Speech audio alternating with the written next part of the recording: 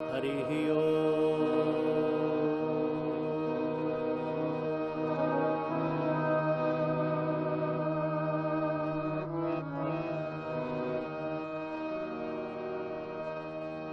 विश्वानि देवः सवितर् दुरितानि परासुव यद्भद्रं तन्यासुव।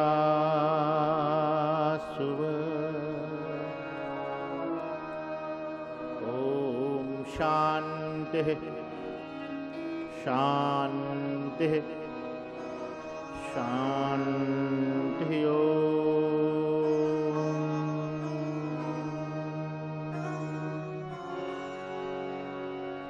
ध्येयं सदा परिभवगणमभीष्टदोहम्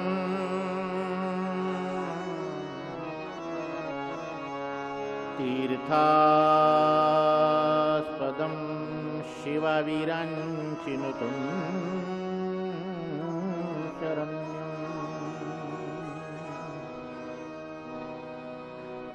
भृत्यार्यहं प्रणदबालभवाब्धिभूतम्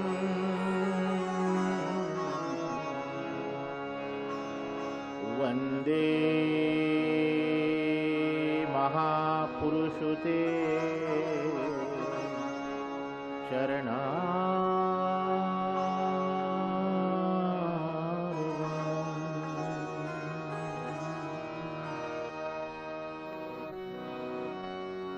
नारायणं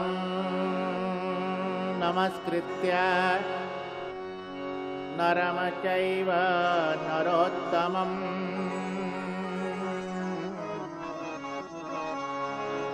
देवीं सरस्वतीं व्यासं ततो जयमुदीरये।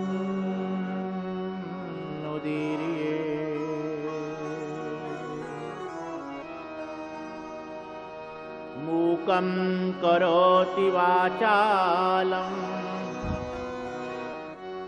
पंगुं लंघयते गिरिं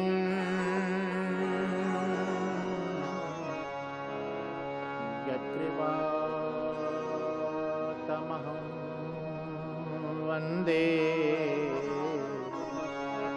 परमानन्दमाधवम्।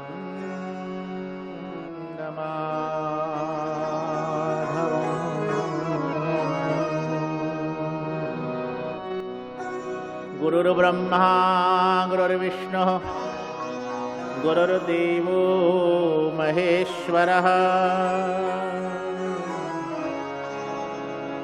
गुरुर्साक्षात् परं ब्रह्म तस्मै श्री गुरवे नमः।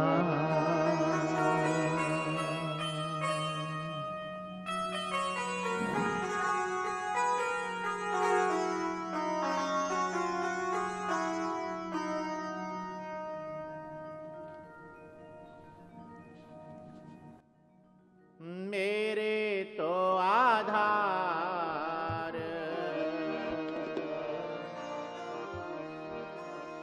श्री राम के चरणारविंद। मेरे तो आधार श्री राम के चरणारविंद। मेरे तो आधार श्री राम के चरणारविंद। मेरे तो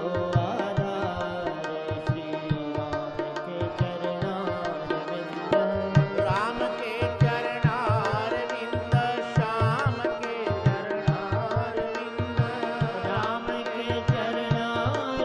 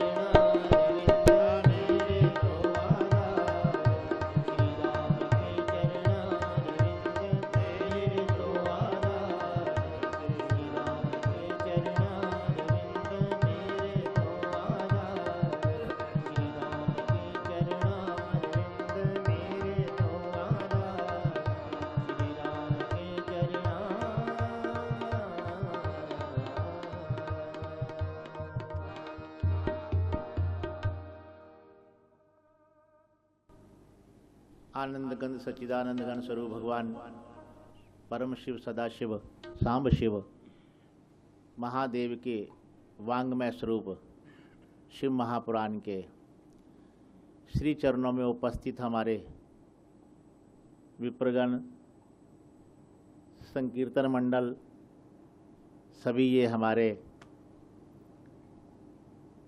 YouTube चैनल पर बैठे उपस्थित बंधुगण, ट्रस्टीगण, इस कार्यक्रम की आयोजन करने वाली प्रेमपुरी आश्रम ट्रस्ट के महिला मंडल धैर्य बहन, धैर्य बहन, धैर्य पेशेंस, वाह बहुत सुंदर पेशेंस। और इनमें वास्तव में पेशेंस है बहुत, जब देखो तब मुस्कुराती रहती हैं। क्या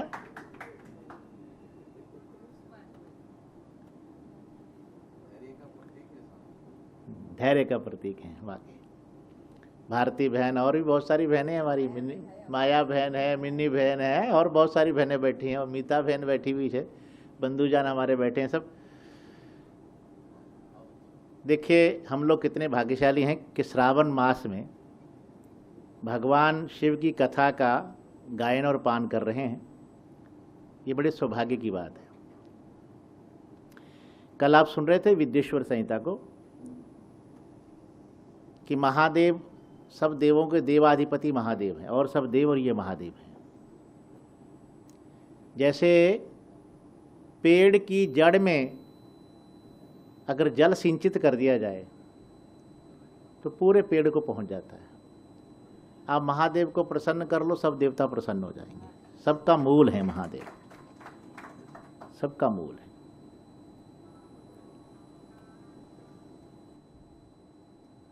और जो चाहिए इनके भंडार में, इनके स्टोर में सब माल है। बड़े स्टोर में जाते हो कि नहीं? हाँ, मैं जब कभी बाहर विदेश जाता हूँ तो कथा के लिए कनाडा, ऑस्ट्रेलिया वगैरह कई बार, 2-3 साल से तो गए ही नहीं, पहले तो बच्चे मुझे कहते हैं गुरुजी चलो आपको बड़ा स्टोर यहाँ वेस्ट फील्ड है, यहाँ कॉस्को है, ये है, चलो आपको घुमा के लाएं, दिखा के लाएं। सब चीज़ मिल जाती है स्टोर में, जो चाहिए। इलेक्ट्रॉनिक सामान चाहिए, क्लॉथ्स चाहिए, कुछ भी चाहिए, शॉपिंग जो भी करनी है, ये महादेव का भंडार है। जो चाहिए आपको मिल जाएगा, यहाँ सब कुछ मिल जाएगा। धर्म, अर्थ, काम और मोक्ष, चारों पुरुषार्थ। पुरुषार्थ कितने हैं? धर्मार्थ काम मोक्षेषु चतुर्विध पुरुषार्थेषु मोक्षैव परम पुरुषार्थः। परम पुरुषार्थ तो मोक्ष ही है, और महादेव मोक्ष के दाता हैं। इसलिए कल आपको बताया था जो महादेव के 5 कृत्य हैं, 5 कर्म हैं, सृष्टि, स्थिति, लय, तिरोभाव, अनुग्रह। वो अनुग्रह क्या है? मोक्ष है। भगवान शंकर कहते हैं मोक्ष मेरे पास है, मोक्ष की जो है वो मेरे हाथ में है। और लय के देवता भी तो है ना भाई। अच्छा, अंतिम में किसकी शरण में जाना पड़ेगा? किसकी गोद में जाएंगे हम? महादेव रुद्र की गोद में। कहाँ लय, कहाँ होगा जाके? सब शमशाने शुक्रीड़ा समारारा। शमशान में रहने वाले महादेव शमशान में भी रहते हैं ना, वो तो वहां भी उन्हीं का आश्रय मिलेगा, उन्हीं की गोद मिलेगी। तो कल आपने ये श्रवण किया था कि ऋषियों ने पूछा कि साध्य क्या है, साधन क्या है, और साधक कौन है। उन सब का उत्तर दिया। फिर बताया कि महादेव का जो है 2 स्वरूप हैं, सकल और निष्कल। भगवान की मूर्ति का जो भगवान का पंचानन स्वरूप है, 3-3 नेत्र हैं, त्रिशूल है, जटाएं हैं, मस्तक पर चंद्रमा है, गंगा जी है, ये साकार सगुण स्वरूप है। और एक ज्योति स्वरूप है शिवलिंग, निर्गुण निराकार। ब्रह्मा विष्णु के सामने जो अग्नि में स्तंभ के रूप में प्रकट हुआ महाशिवरात्रि के दिन, आर्द्रा नक्षत्र युक्त चतुर्दशी के दिन। तो सब प्रसंग आपने सुने, प्रणव की महिमा सुनी। जो प्रपंच से हमें पार कर दे वो प्रणव है, नौका के समान है, भवरूपी सागर से पार हो करा देने वाला प्रणव ओंकार, उसकी महिमा सुनी। और फिर भगवान शिव के जो पंचाक्षरी मंत्र है नमः शिवाय है, वही प्रणव, स्थूल प्रणव है वो, उसकी महिमा भी श्रवण की। पार्थिव लिंग की महिमा सुनी, सदाचार की चर्चा सुनी, देव यज्ञ, अग्नि यज्ञ और ब्रह्म यज्ञ की चर्चा हुई, और ये भी बताया कि पार्थिव लिंग कैसे निर्माण किया जाए। कुछ स्थानों की चर्चा, भगवान शंकर ने बहुत सारे वार बनाए। ये जो वार है ना 7 वार, वैसे देखिए एक बड़ी गजब की बात है कि हम लोग महादेव का वार सोमवार कहते हैं, लेकिन शिव पुराण में कहा कि भगवान शंकर कहते हैं मेरा वार आदित्यवार है, रविवार। समझ आए? रविवार। तो रविवार, सोमवार, मंगलवार, बुधवार, बृहस्पतिवार, शुक्र, शनि, ये एक एक इनके देवता भी हैं। किसी के ब्रह्मा जी हैं, किसी के यमराज हैं, किसी के देवराज, किसी के नारायण हैं, किसी की माँ भगवती, और महादेव स्वयं आदित्यवार के हैं, रविवार के हैं। ये सब चर्चा हुई। कुछ देश भगवान शिव के जो क्षेत्र हैं उनकी चर्चा की,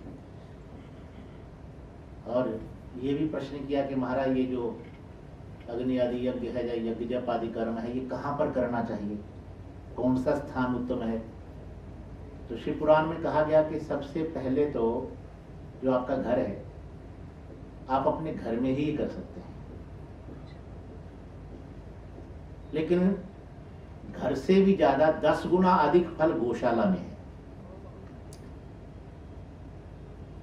क्योंकि गाय का स्थान बड़ा पवित्र माना जाता है।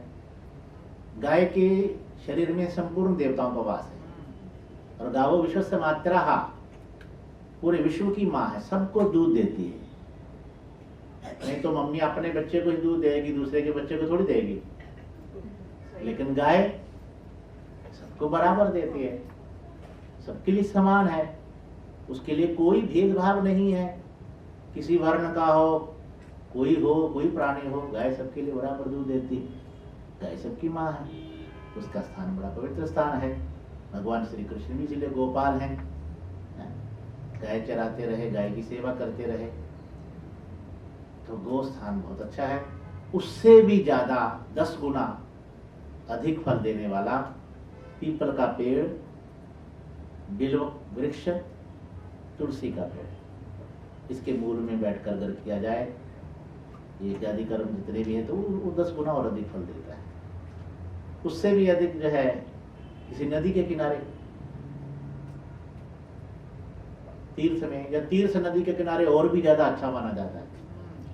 तीर्थ नदी जैसे गंगा है, यमुना जी है, या आपके गोदावरी है, कावेरी है, सरयू है, नर्मदा जी है। नर्मदा जी का तो बहुत महत्व है।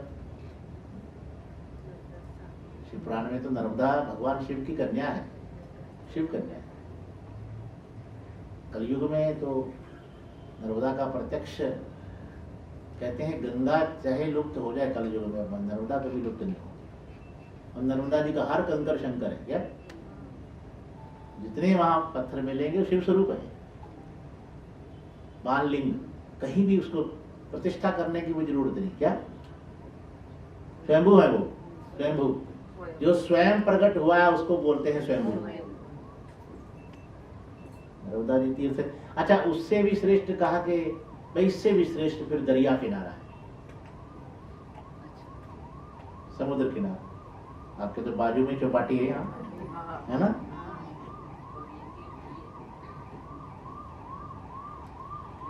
और उससे भी श्रेष्ठ है पर्वत का शिखर, 10 गुना और अधिक श्रेष्ठ, उससे भी 10 गुना अधिक श्रेष्ठ। और अंत में बहुत अच्छी बात कही कि सबसे श्रेष्ठ स्थान वो है जहां आपका मन लगे,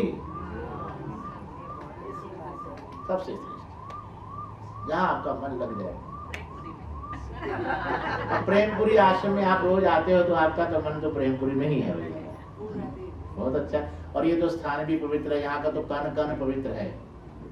देखो जहाँ संत का निवास होता है ना, यहाँ तो संत आते रहते हैं, जिस स्थान पर संत का निवास हो जाता है वो तीर्थ बन जाता है। तीर्थों को बनाने वाले संत हैं, इसलिए ये तो स्थान ही तीर्थ है, सिद्धपीठ है। और वैसे भी स्वामी प्रेमपुरी जी जहाँ आते ही प्रेम मिले, हम क्या चाहते हैं, प्रेम ही तो चाहते हैं ना। विवाह दृष्टि से कह रहा हूं मैं, आत्म दृष्टि से नहीं। व्यवहारिक दृष्टि से सब क्या चाहते हैं? प्रेम चाहते हैं। यहाँ प्रेम नहीं मिलेगा तो आएंगे आप? यहाँ प्रेम मिलता है। प्रेम का अर्थ भक्ति। क्या भक्ति? नारद जी ने जो भक्ति की व्याख्या की है क्या कहा उसमें? प्रेम ही भक्ति है। क्या?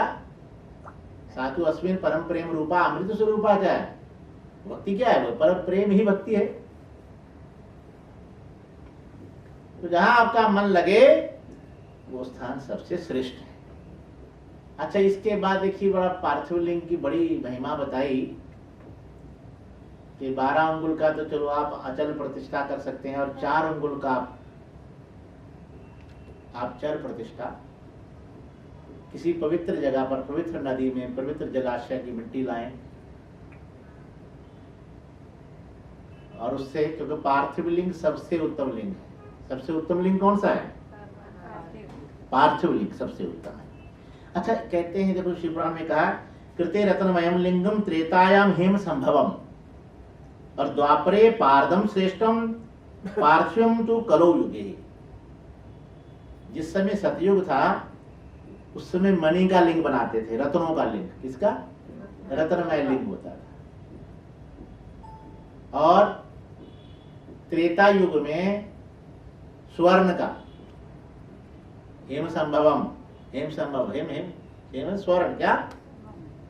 और द्वापरे पारदम, पारे का शिवलिंग। पारद जानते हैं ना? पारद जानते हैं। तो पारद का शिवलिंग द्वापर में चलता था, लेकिन कलयुग में पार्थिव लिंग सबसे उत्तम है, सबसे श्रेष्ठ है। इसलिए पार्थिव लिंग की बड़ी महिमा है। देखो जैसे नदियों में गंगा श्रेष्ठ है ना, मंत्रों में ओंकार मंत्र श्रेष्ठ है, और देवों में महादेव श्रेष्ठ है, वर्णों में ब्राह्मण श्रेष्ठ है, और देवियों में शक्ति श्रेष्ठ है, हाँ भगवती शक्ति, रामबा, जगदम्बा। इसी प्रकार जितने प्रकार के शिवलिंग हैं उनमें सबसे श्रेष्ठ, सबसे उत्तम पार्थिव लिंग है। तो पार्थिव लिंग की बहुत महिमा व्यास जी महाराज ने शिवपुराण में कही है। लेकिन वो पार्थिव लिंग जो है ना, उसको कैसे बनाना चाहिए उसकी विधि है, यहाँ मंत्र भी दिए हैं। जैसे सबसे पहले आप ओम हराय नमः, ओम हराय नमः ऐसा बोलकर इस मंत्र का उच्चारण करके, हर मंत्र में देखोगे यहाँ चतुर्थी विभक्ति है। आदि में ओम है और बाद में चतुर्थी विभक्ति है। तो जैसे ओम हराय नमः ये कहकर आपने मिट्टी लानी है, वहां से उठानी है। कहीं अच्छी मिट्टी, बढ़िया मिट्टी हो, स्वच्छ मिट्टी हो, पवित्र जगह हो, पवित्र स्थान की मिट्टी हो। और उसके बाद फिर ओम महेश्वराय नमः ये कहकर शिवलिंग का निर्माण करना, पार्थिव लिंग का निर्माण करना। फिर ओम शंभवे नमः इस मंत्र का उच्चारण करके प्रतिष्ठा करनी है। क्या करने? प्रतिष्ठा। ओम शंभवाय नमः, शंभवे नमः। अच्छा, फिर ओम शूलपाणे नमः, ओम शूलपाणे नमः। शूलपाणेश्वर महादेव है ना, हमारा एक आश्रम है गुजरात में, बड़ौदा जिला में, नर्मदा जी की कांडे, वहाँ पास में ही शूलपाणेश्वर महादेव, गोरा कॉलोनी। आजकल वहाँ बहुत बड़ा स्टैचू बना दिया है, यूनिटी ऑफ स्टैचू वल्लभ भाई पटेल का। तो वहाँ शूलपाणेश्वर महादेव मंदिर का। ओम शूलपाण्याय नमः, तो आवाहन, इससे आवाहन करें। फिर ओम पिनाक दृशे नमः, ओम पिनाक दृशा नमः कहकर शिवलिंग को जल चढ़ाएं, स्नान कराएं, क्योंकि जलधारा शिव प्रिया, भगवान को जलधारा महादेव को बहुत प्रिय लगती है। फिर ओम शिवाय नमः ये कहकर पूजन करें। फिर ओम पशुपते नमः क्षमा प्रार्थना करें। इसके बाद पूजा के बाद, पूजन समाप्ति के बाद क्या करना है? क्षमा प्रार्थना करना है। क्षमा, जैसे हम कहते हैं प्रभु हम तो कुछ जानते नहीं हैं, जो भी अपराध हुआ है उसके लिए हमें क्षमा कर दो। तब तक तो न जानामि कीदृशोऽसि महेश्वरः यादृशोऽसि महादेव तादृशाय नमो नमः। तो क्षमा प्रार्थना करें। उसके ओम महादेवाय नमः अंत में क्या 8वां, बस विसर्जन कर दो, इसलिए इतना कहकर विसर्जन कर दो। लेकिन एक बात बहुत अच्छी कही, पूजा करते समय बोले भवाय भवनाशाय महादेवाय धीमहि उग्राय उग्रनाशाय शर्वाय शशिमौलिने, इसका उच्चारण करते हुए पूजन करना है। क्योंकि भगवान भावरूपी सागर से पार करने वाले हैं ना, समस्त पापों का नाश करने वाले महादेव। इस प्रकार बहुत सुंदर महिमा कही। और इसके बाद एक बहुत अच्छी बात देखो, भगवान शंकर की पूजा में क्या थे, बोले बिना भस्म त्रिपुंडेन बिना रुद्राक्ष मालया बिलपत्रम बिना नैव पूज्ये शंकरम बुधः। जब भी आप भगवान शंकर की पूजा करें, सबसे पहले भस्म लगाएं, त्रिपुंड लगाएं। क्या भस्म बहुत प्रिय है महादेव को। कभी कभी तो शमशान की भी लगा लेते हैं भस्म, मगर लेडीज लगा सकती है। हाँ लेडीज भी। दक्षिण भारत में आप देखो ना जाकर, आप दक्षिण भारत में जाओगे, हर घर में आपको देखेंगे सब लोग भस्म लगाते हैं, माताएं भी लगाती हैं, उसमें भेद नहीं है, भस्म कोई भी लगा सकता है। कुछ लोग ऐसा सोचते हैं कि नहीं भाई भस्म शायद हमें वैराग्य की ओर ना ले जाए, महादेव वैराग्य देवता भी है ना, ऐसा कुछ नहीं। ये तो आपका संकल्प है। क्या व्यक्ति को उसी की उपलब्धि होती है जैसा उसका संकल्प होता है, जैसी आपकी कामना होगी उसी के अनुसार उसका फल होगा। तो इसलिए भस्म और रुद्राक्ष माला, अभी इनकी आगे महिमा आपको सुनाएंगे। और तीसरा बिलपत्र। बिलपत्र की तो इतनी महिमा यहाँ बताई है शिव पुराण में, आपके पास कुछ भी ना हो पूजा का सामग्री, कोई सामग्री ना हो। वैसे तो महादेव जी को हम लोग पंचोपचार पूजन करते हैं, गंध धूप दीप पुष्प है, और कुछ लोग षोडशोपचार करते हैं, पूरा विधिवत आसन आदि और पूरा वाहन आसन सब कुछ पदार्पण कर दिया, फिर धूप दीप नैवेद्य आदि सब आरती 16। और कुछ लोग तो 64 प्रकार की पूजा करते हैं, 64 तो अनेक प्रकार की पूजा होती है महादेव की किसी प्रकार। लेकिन एक बात बहुत अच्छी है कि कुछ भी ना हो पूजा की सामग्री, खाली एक बिल्वपत्र, बिल्ली पत्र, क्या बिल्ली पत्र है, बिल्वपत्र आप चढ़ा दो, बस पूरी पूजा संपूर्ण हो गई। इतनी महिमा है बिल्व की। तो ये तीनों चीज चाहिए, भस्म, रुद्राक्षमाला और बिल्वपत्र। इसके बाद फिर नैवेद्य की बड़ी महिमा है। अब देखो नैवेद्य के विषय में बहुत सारे लोग ऐसा पूछते भी हैं कि हम भगवान शंकर का जो नैवेद्य है वो हम ग्रहण कर सकते हैं कि नहीं कर सकते। बहुत सारे लोगों की प्रश्न होता है कि शंकर जी को चढ़ाते हैं जाकर, वो हमको खाना चाहिए कि नहीं खाना चाहिए। तो यहाँ देखो बहुत सुंदर कहा है, बोले दृष्ट्वा वै शिव नैवेद्यम यान्ति पापानि दूरतः भुक्ते तु शिव नैवेद्ये पुण्यानि आयन्ति कोटिशः। खाने की तो बात बहुत दूर रही, केवल नैवेद्य का आपने दर्शन ही कर लिया। क्या नैवेद्य का दर्शन करने से ही आपके पाप दूर हो जाएंगे। कितनी सुंदर बात कही। और अगर उसको भक्षण कर लिया तो फिर तो कोटि कोटि कितने कोटिशः अनेक करोड़ों पुण्य की प्राप्ति होगी जिसकी कोई गिनती नहीं। इसलिए नैवेद्य हाँ, लेकिन नैवेद्य भक्षण कहाँ करना चाहिए कहाँ नहीं करना चाहिए ये विचार यहाँ किया गया है। इसलिए शिव पुराण में कहा चंडा अधिकारो यत्रास्ति तद भक्तव्यम न मानवहि। जिस लिंग में चंड का अधिकार होता है वहां पर नैवेद्य का भक्षण नहीं होता। चंड समझ लो चंडाल का जहां पर अधिकार जैसे, लेकिन चंड का अधिकार सब जगह नहीं है, बहुत कम स्थान होते हैं। जैसे यहाँ कहा कि बाण लिंगे च लोहे च सिद्धे लिंगे स्वयं भुवि प्रतिमासु च सर्वासु ना चंडो अधिकृतो भवेत्। बाण लिंग है, नर्मदा जी का लिंग है, स्वयंभू लिंग है, कोई लोह लिंग है, सिद्ध लिंग है, या ज्योतिर्मय जो है कोई भी जैसे द्वादश ज्योतिर्लिंग है, या उप ज्योतिर्लिंग है, या प्रतिमा जो है भगवान, क्या प्रतिमा, इसका नैवेद्य भक्षण आप कर सकते हैं, इस पर चंड का अधिकार नहीं है। और एक बात और भी है, किसी भी मंदिर में जो आप नैवेद्य अर्पण करते हैं वो शिवलिंग के ऊपर नहीं करना चाहिए, पिंडी पे करना चाहिए, साइड में। पिंडी वाला कोई भी भक्षण कर सकता है। और इसके लिए एक और बहुत बड़ी छूट दी है शिव पुराण में कि अगर ये सब कुछ भी ना हो, कुछ पता ना चले कि यहाँ पर चंड का अधिकार है कि नहीं है, तो कहते हैं उस नैवेद्य को शालिग्राम का स्पर्श करा दो, फिर आप उसका भक्षण कर लो, कोई दोष नहीं होगा।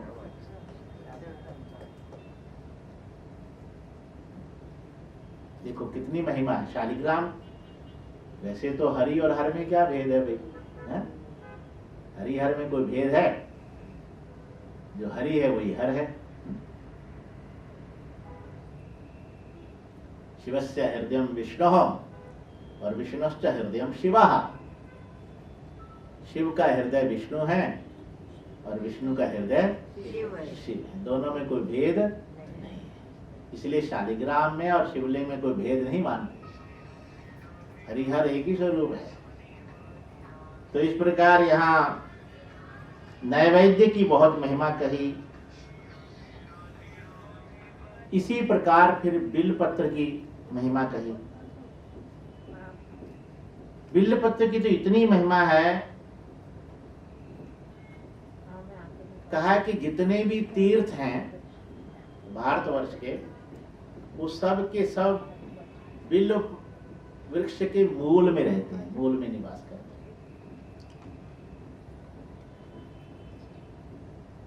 और अगर बिल्व के मूल में, बेल वृक्ष के मूल में आप दीपमाला करते हैं तो करोड़ों पुण्यों की प्राप्ति होती है, अक्षय फल देता है। भगवान को बहुत प्रिय है बिल्व पत्र, बहुत प्रिय है, इसलिए बिल्व की बहुत महिमा है।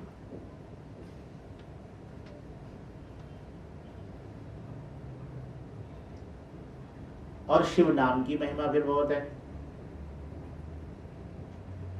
शिव नाम, यहां एक बहुत अच्छी बात कही है, बोले शिव नामा विभूतिश्च तथा रुद्राक्ष एव च एतत्रयम् दर्शनम लोके दुर्लभम पाप हारकम।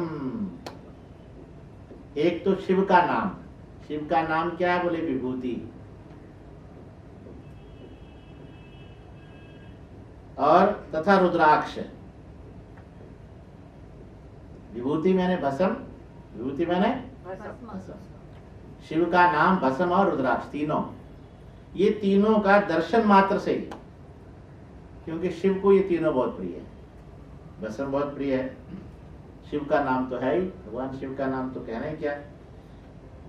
यहीं पर फिर स्पष्ट लिखा है, ये तीनों जो हैं, शैव नाम यथा गंगा विभूति यमुना मता रुद्राक्षरम विरजा प्रोक्ता सर्व पाप विनाशिनी। ये तीनों त्रिवेणी हैं, क्या है, त्रिवेणी। जैसे गंगा यमुना सरस्वती जी का आप जाओ ना कभी प्रयाग में, तो वहां संगम है, तीन नदियों का जहां संगम होता है उसको त्रिवेणी बोलते हैं। दो नदियों का संगम हो तो इतना पवित्र है, और जहां तीन हो तो उसका तो कहना ही क्या। हा? तो बोले जो भगवान शिव का नाम है ये गंगा के समान है, शैव नाम यथा गंगा, और विभूति यमुना मता, और भस्म जो है वो यमुना का स्वरूप है। किसका, यमुना जी। और रुद्राक्षम विधिजा, विधिजा माने ब्रह्मा जी कन्या सरस्वती, उसका स्वरूप है। ये सर्व पाप विनाशिनी, सब पापों को नाश करने वाले। ये विभूति त्रिवेणी, जैसे त्रिवेणी में स्नान करो तो क्या कहते हैं, सब पाप मिट जाएंगे, अक्षय फल मिलेगा, ऐसे ही। पुनः फिर भस्म की चर्चा की, तो यहाँ पर पूछा कि भस्म कैसे, कितने प्रकार की है, तो कहा कि द्विविधम भस्म संप्रोक्तम सर्वमंगलवदम प्रथम। भस्म दो प्रकार की है, एक होती महाभस्म, दूसरी होती है स्वल्प भस्म। अच्छा, भस्म बनती किस चीज की है?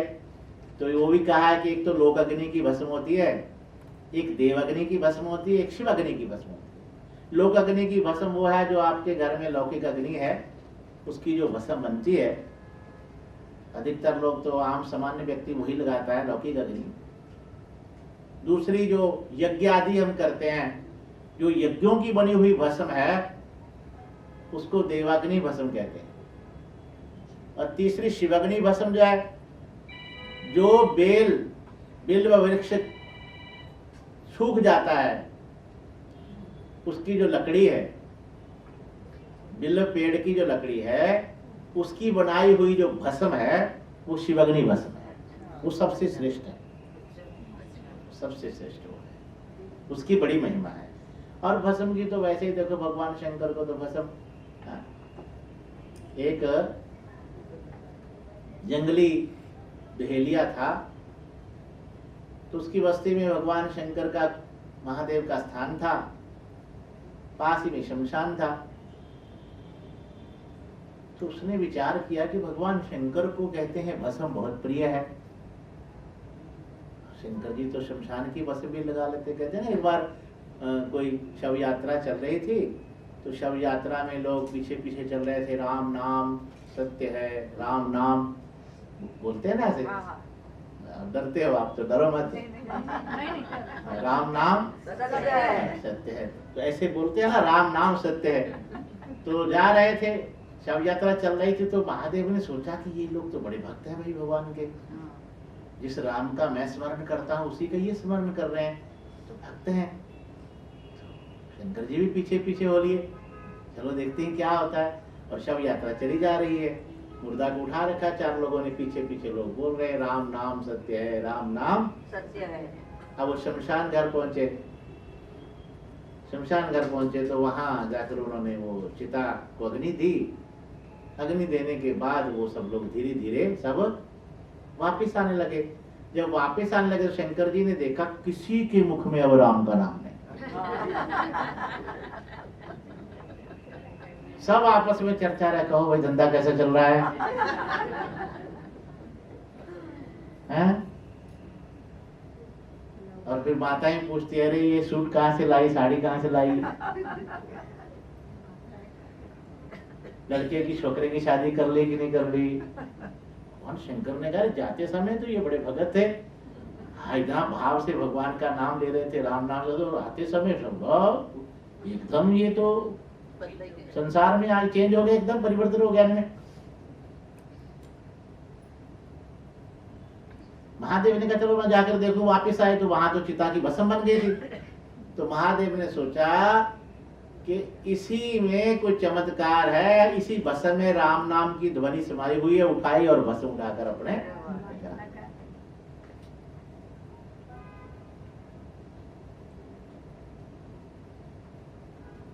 वैराग्य के देवता है ना महादेव।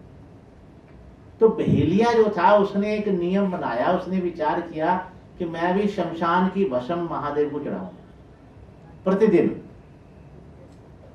जब तक मैं भस्म नहीं चढ़ाऊंगा तब तक अन्न का दाना मुंह में नहीं रखूंगा, कुछ अन्न जल ग्रहण नहीं करूंगा। तो प्रातः काल उठता, वो अपना स्नान आदि से निवृत्त होकर शमशान में जाता। एक शमशान में नहीं मिलती, दूसरे में चला जाता, आस पड़ोस में दूसरे गांव में चला जाता। कितना भी समय लगे, जब तक कहीं उसको भस्म नहीं मिलती तब तक वो कोई दूसरा काम नहीं करता। भस्म मिली, महादेव को चढ़ाई आकर। अब ऐसे करते करते बहुत समय बीत गया। तो एक दिन महादेव ने सोचा कि चलो भी देखें आज इस भगत को कच्चा है कि पक्का है। कभी कभी भगवान भी ठोक के देखते हैं ना, ये मेरा भक्त कच्चा है कि पक्का है। जो कच्चे होते हैं वो तो कभी कभी आते हैं, या फिर जब आरती का समय होता है तब पहुंचते हैं। पक्के तो पहले ही पहुंच जाते हैं, है ना? तो महादेव ने सोचा देखेंगे पक्के हैं कि कच्चे हैं भाई, कैसे हैं। तो महादेव ने इतनी बारिश हुई आज, कितनी देखो भयंकर बारिश अभी थोड़ी देर पहले हो रही थी ना,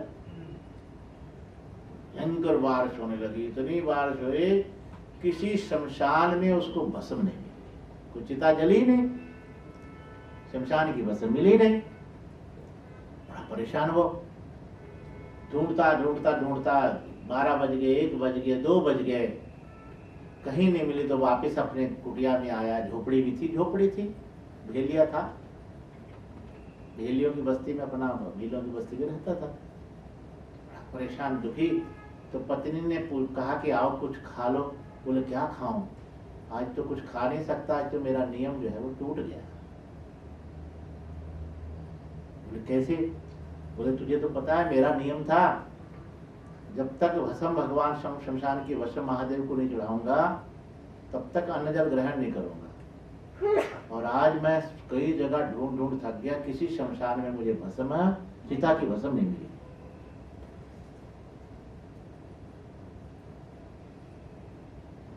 तो उसने कहा कोई बात नहीं, चलो। बोले आज लगता है कि मेरा धर्म टूट जाए, मेरा नियम, मेरा जो व्रत था, मेरी जो प्रतिज्ञा थी वो आज भंग हो जाएगी।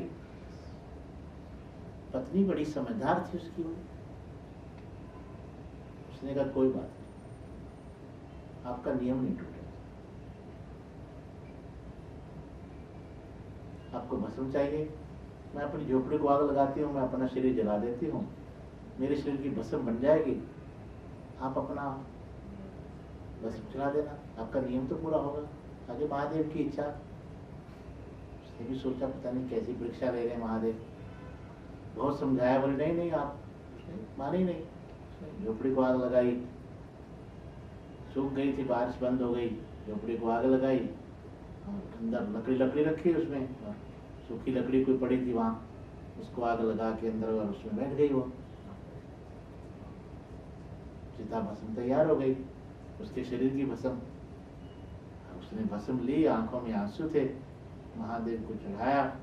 जैसे ही चढ़ाया तो महादेव उसकी पत्नी को साथ लेकर खड़े हो गए, प्रकट हो गए सामने।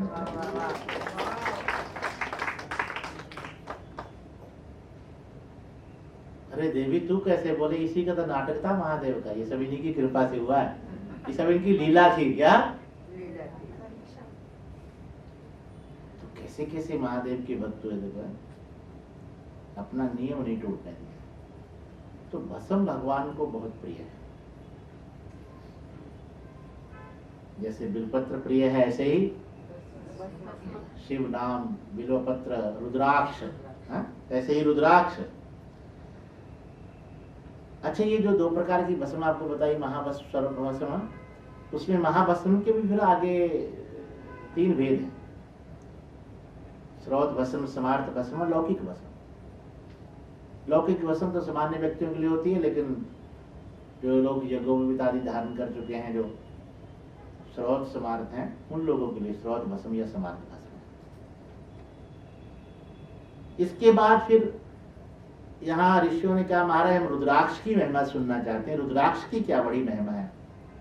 रुद्राक्ष, रुद्र कहते हैं महादेव जी को, अक्ष, अक्ष मैंने आंख, जो भगवान शंकर की आंख से उत्पन्न हुआ है वो क्या है?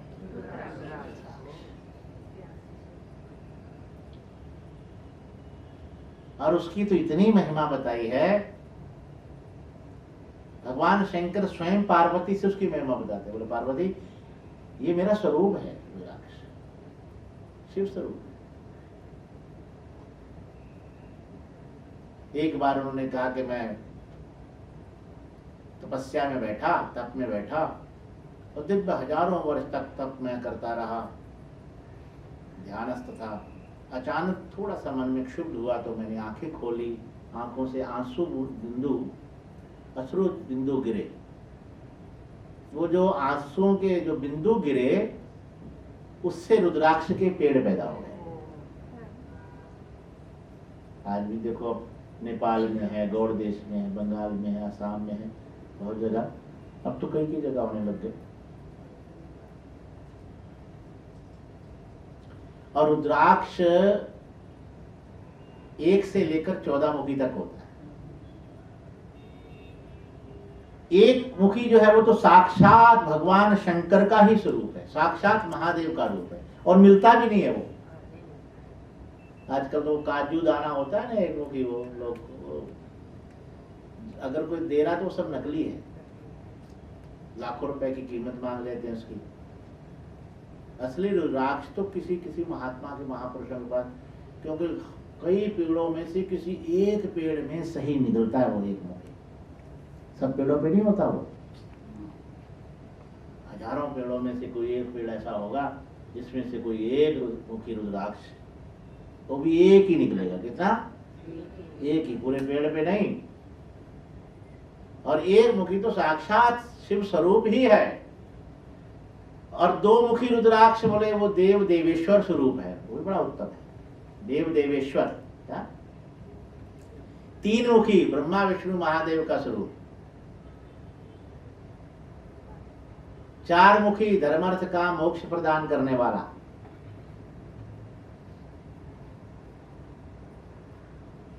पांच मुखी उसकी बड़ी महिमा। पंचमुखी तो सबसे ज्यादा मिलता है, अधिक कौन सा मिलता है? पंचमुखी। और सबसे सस्ता भी है। अच्छा, एक एक तो चने के बराबर होता है रुद्राक्ष का, एक उससे थोड़ा बड़ा होता है जैसे बेर होता है, एक उससे बड़ा होता है जैसे आंवला होता है।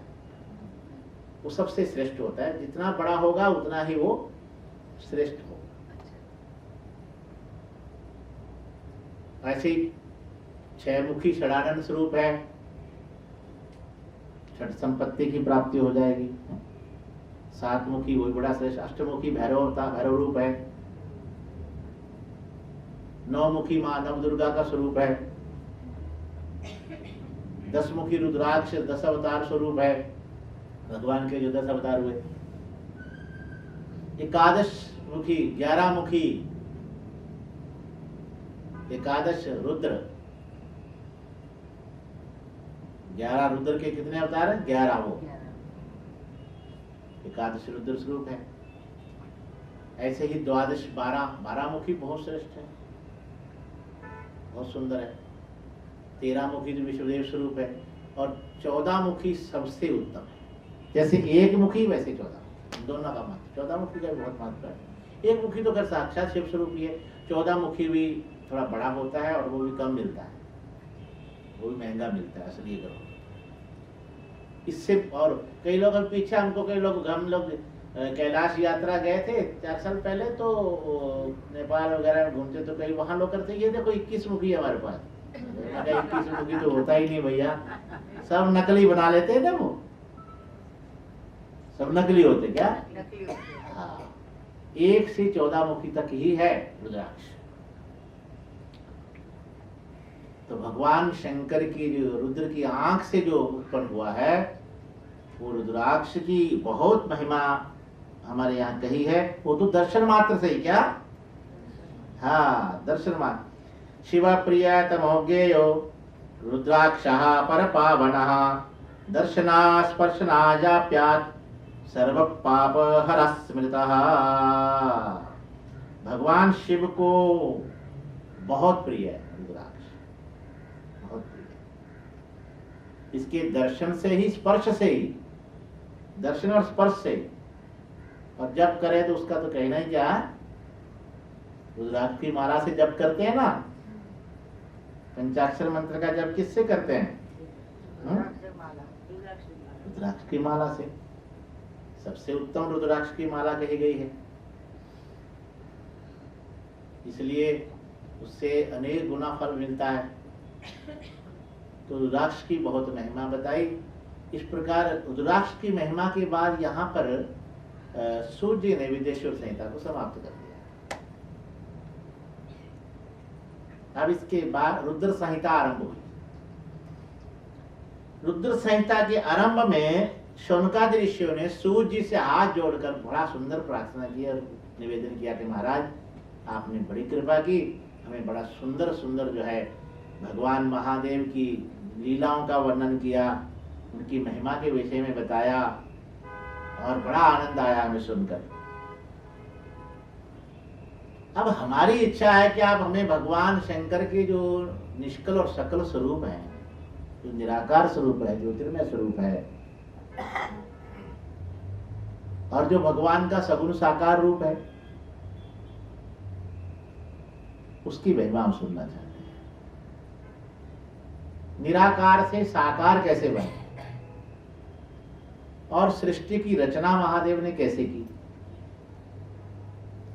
और फिर भगवान शंकर और पार्वती का विवाह कैसे हुआ, गणपति जी और कुमार स्कंद वो उनका जन्म कैसे हुआ, ये सब प्रसंग हम अब आगे आपसे सुनना चाहते हैं।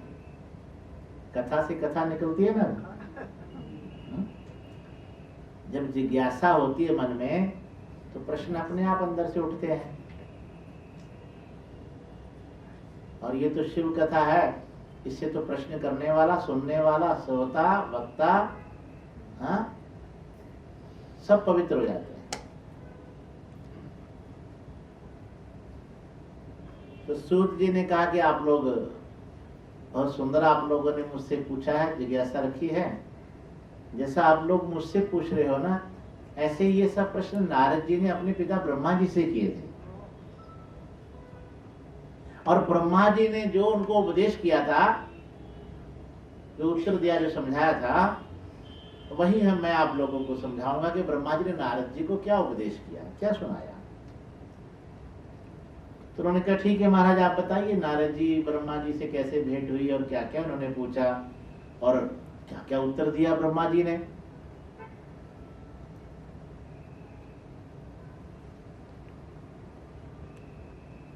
तो सूर्य जी ने भगवान महादेव का स्मरण करते हुए बताया, एक बार देवऋषि नारद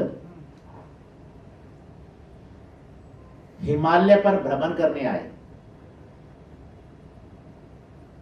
और हिमालय पर उत्तराखंड में भ्रमण करते करते करते जहां गंगा जी का उद्गम स्थान है, गंगोत्री गोमुख, उस स्थान में आ गए। वहां उन्होंने एक सुंदर गुफा देखी। तो गुफा को देखते उन्होंने सोचा कि जरा देखूं इसमें क्या है अंदर गुफा में। गुफा में जाते ही उनको बड़ी शांति लगी, बड़ा अच्छा लगा।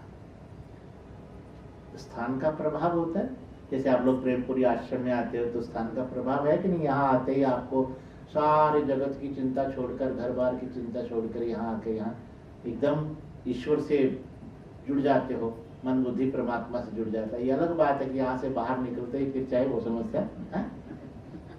रामकृष्ण परमहंस से किसी ने पूछा साधक ने, महाराज आप कहते हो गंगा जी के पाप नाशनी है, तो गंगा जी में जो स्नान कर लेगा उसके पाप नष्ट हो जाएंगे। तो उन्होंने कहा ऐसा है, गंगा जी के अंदर पाप का प्रवेश नहीं होता। जब आप लोग स्नान करते हो ना गंगा जी में, तो आपके जितने भी पाप होते हैं वो बाहर जितने पेड़ हैं वहां बैठ जाते हैं आकर। और जैसे स्नान करके बाहर निकलोगे फिर पकड़ लेंगे, छोड़ेंगे नहीं, समझ रहे कि नहीं।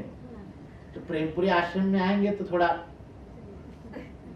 और यहाँ से निकलेंगे फिर वही खटपट शुरू हो जाएगी। तो स्थान की प्रधानता, किसी किसी स्थान में, जैसे भगवान के मंदिर महादेव स्थान में जाते हैं तो बड़ा मन को अच्छा लगता है, बड़ा शांति। और कोई ऐसा दूषित स्थान होता है तो वहाँ मन बुद्धि बिगड़ जाते हैं, चंचल हो जाते हैं। स्थान का तो प्रभाव होता ही। सिनेमा घर में जाएंगे तो कैसा लगेगा, मन बुद्धि बिगड़ेगा कि सुधरेगा? बिगड़ेगा। और यहाँ आएंगे तो सुधरेगा। स्थान का प्रभाव तो होता ही है। और फिर जिस स्थान में नारद जी गए थे उस स्थान में भगवान शंकर ने पहले तप किया था और कामदेव को भस्म किया था। वो स्थान था, वो गुफा वो थी। तो जहां कामदेव को महादेव ने भस्म किया वहां तो कामना मन में रहेगी नहीं, कामना तो समाप्त हो गई वहां। और कामना ही सबसे बड़ी दुखदाई है। अच्छा, मनुष्य जो भाग रहा दिन रात किसके कारण भाग रहा है? क्यों भाग रहे हैं? अच्छा, आपके अंदर कोई कामना ना हो, प्रजाहाति यदा कामान सर्वान् पार्थ मनोगतान् आत्मनैव आत्मना तुष्टः स्थित प्रज्ञ तदुच्यते। तो स्थित प्रज्ञ हो गए, कोई कामना रही नहीं। कामना ही तो है। हमारे यहाँ वेदांत में कहा अविद्या, कामना और कर्म यही तो जन्म का हेतु है, कारण है। अविद्या से कामना पैदा हुई, कामना से कर्म किया, कर्म का फल भोगने के लिए शरीर मिला, और फिर वो पुनरपि जन्म पुनरपि मरणम, चक्कर चक्कर चल पड़ा। तो कामना, वहां नारद जी जाते ही वहां कामना उनके अंदर मिट गई, एकदम मन बड़ा चंगा, बहुत अच्छा शांत, बड़ा अच्छा लगा उनको, बहुत गुड फीलिंग, बड़ा अच्छा लगने लगा। और मन जब बिल्कुल अच्छा आनंद में आया तो उन्होंने सोचा कि यहाँ बैठकर मुझे तप करना चाहिए, तप करने की इच्छा हो गई। तो नारद जी वहां बैठ गए, ध्यानस्थ होकर ध्यान लगाकर बैठ गए, तप करने लगे।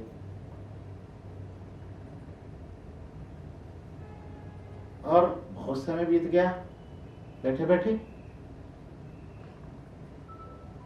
इसी बीच में देवराज इंद्र को समाचार मिल गया कि नारद वहां तप कर रहे हैं गुफा में बैठकर हिमालय पर। अब नारद देवराज को चिंता हो गई, कहीं ये मेरी कुर्सी ना मांग ले, कुर्सी ना छीन जाए। भाई सत्ता का तो बड़ा लोभ होता है ना, कुर्सी छोड़ना कोई चाहता है क्या? हा? कितना बवंडर हुआ अभी देखो कुर्सी के लिए, हरिओम हुआ ना अभी अभी। सत्ता बड़ी भयंकर होती है भाई, और वो तो देवराज की सत्ता है, महाराज देवताओं का राजा है वो, देवराज की कुर्सी तो बड़ी कुर्सी है वो, ये तो सामान्य कुर्सी के लिए लड़ रहे हैं?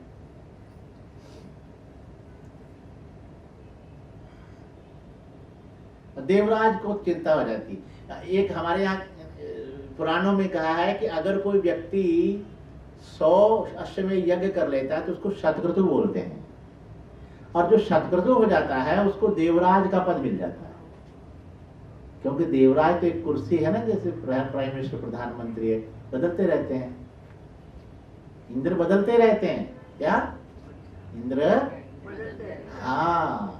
एक बार देवराज इंद्र एक बहुत बड़ा महल बना रहे थे देवलोक में, और बड़े अभिमान में, अरे इतना बढ़िया महल बनाओ विश्वकर्मा जी कि जितना सुंदर महल ना भूतो ना भविष्यति, ना आज तक बना हुआ हो और ना आगे बने, ऐसा बनाओ सुंदर महल। तो महल बना रहे थे तो भगवान ने भी लीला की, लोमश ऋषि नाम के एक ऋषि वो पहुंच गए वहां देवराज के सामने, महल जहां बन रहा था। देवराज ने देखा इतने बड़े ऋषि आए, लोमश ऋषि आए, उठकर प्रणाम किया, महर्षि थे, सब उनका सम्मान करते थे।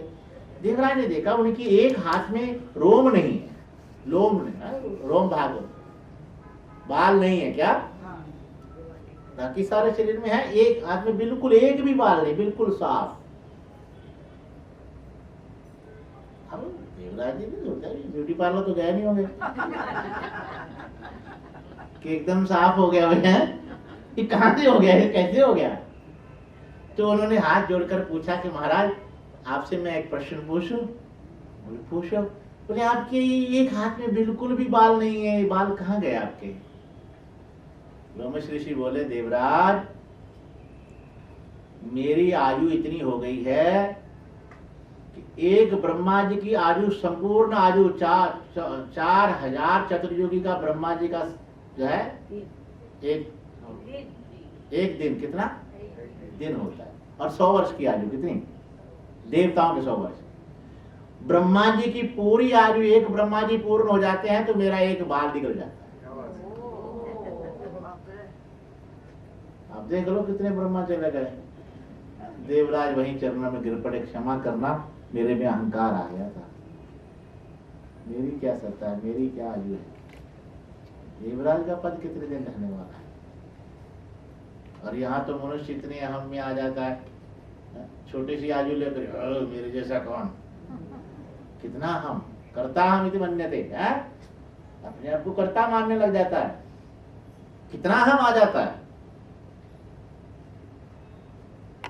पुराने समय में कोई बैलगाड़ी चलती थी तो नीचे नीचे कुत्ता चलता था, और गर्मी हो जहां कहीं वो गाड़ी रुक जाती वो रुक जाता, वो सोचता मैं चला रहा हूं उसको। तो पुराने भी सोचता है कि वो श्वान की तरह, कुत्ते की तरह, मैं चला रहा हूँ परिवार को, मैं घर को चला रहा हूँ, मैं ऑफिस को चला रहा हूँ, मैं दुकान को। अरे पगले, ये चलाने वाला तो वो ईश्वर है। क्या? ईश्वर। वो मायावी है, जिसके खेल से जो चल रहा है, माया का चक्र है ये सब। हाँ, करता हम ये मन अपने आप करता मान रहे। तो देवराज शतक्रतु भी देवराज होता है। तो सूर्यवंशी राजा महाराज दिलीप जो थे, भगवान राम के पूर्वज, महाराज रघु के पिता। रघु का नाम सुना ना आपने? रघुकुल रीति सदा चली आई, प्राण जाए। उनके नाम से सूर्यवंश रघुवंश कहलाने। इतने बड़े महान राजा थे, पूरी प्रजा को बहुत प्रेम करते थे वो, अपने परिवार पुत्र के समान पूरी प्रजा को प्रेम करते थे। अब आज के राजा भी थोड़ी थोड़ा तो महान शासक थे रघु। उनके पिता महाराज दिलीप, उन्होंने 100 अश्वमेध यज्ञ करने का संकल्प लिया। जब 100वां यज्ञ चल रहा था तो देवराज को समाचार मिला। देवराज आए और वहां से उन्होंने वो जो यज्ञ का अश्व था वो चुरा लिया, और चुरा कर ले गए वहां से कि अश्व रहेगा नहीं तो यज्ञ का अश्व है, ये अश्व नहीं मिलेगा, यज्ञ पूरा नहीं होगा, खंडित हो जाएगा, अधूरा रह जाएगा। चुरा कर ले गए। महाराज दिलीप ने पूछा, भाई कहां गया अश्व? खबर लगाओ, ढूंढो। अब पूरा ढूंढा, जब देखा, बोले महाराज वो तो देवराज चुरा कर ले गया। ब्राह्मण विद्वानों ने कहा, महाराज देवराज शतक्रतु भी होता है, जो 100 अश्वमेध यज्ञ कर लेता है वो देवराज का पद प्राप्त करता है, उसको देवराज की कुर्सी सत्ता मिल जाती है, देवलोक का स्वामी हो जाता है। आपका यज्ञ पूर्ण होते ही आप देवलोक के स्वामी हो जाएंगे। जब ये महाराज दिलीप ने सुना तो बंद करो इस यज्ञ को, मुझे नहीं करना ये यज्ञ। बोले क्यों? बोले देवराज बनने के बाद चोरी करनी पड़े तो मुझे ऐसा देवराज नहीं बनना।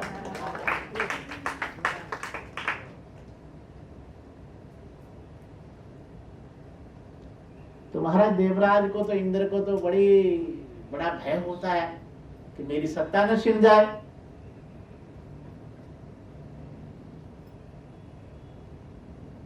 देव ऋषि नारद बैठे अपने आनंद से। तो देवराज ने सोचा कि इनकी तपस्या भंग करें। कामदेव को स्मरण किया, उन्होंने बुलाया, कामदेव तुम मेरे सच्चे मित्र हो, देव सृजन सबकी नीति, स्वार्थ लाग करहि सब प्रीति। देवता भी तभी प्रीति करते हैं जब स्वार्थ होता है, बिना स्वार्थ के वो भी प्रीति नहीं करते।